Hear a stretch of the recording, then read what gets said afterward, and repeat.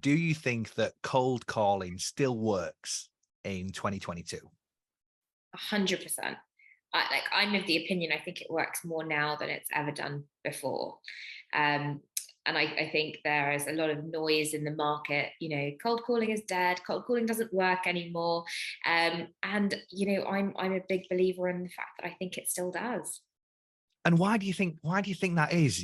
Because I think a lot of people look at it as a kind of ancient form of sales, but what is it particular that makes you think that it is so relevant to the modern seller?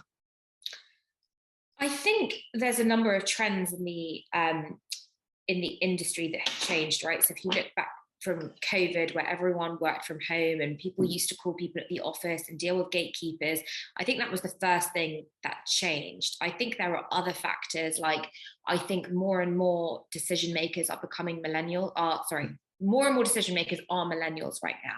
And so what I think that means is I think that we have shorter attention spans. I think that we sort of have everything at our fingertips. We have email on our phone, we have text, we have all these channels popping up.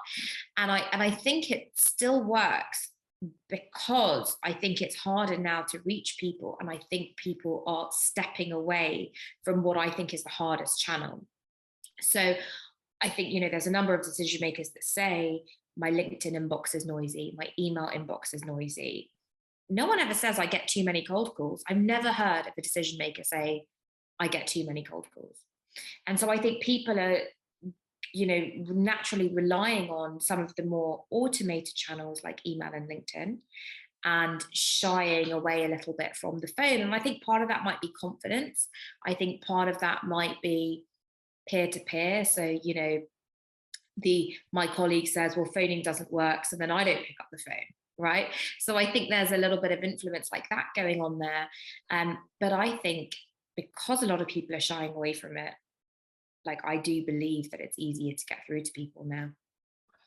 Yeah, I mean, I can definitely echo that. I don't speak to a lot of leaders or decision makers, if you like, who are saying they're getting calls left, right, and center, but they can definitely relate to that full DM inbox on the old LinkedIn.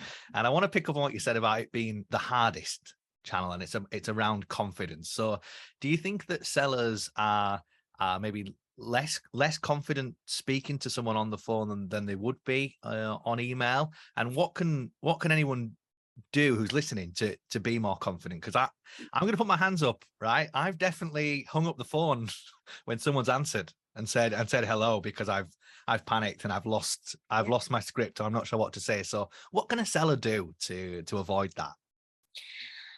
I think it's a great question, and I don't think there's an overnight silver bullet. But I think there's a couple of things. I think the first thing starts with mindset.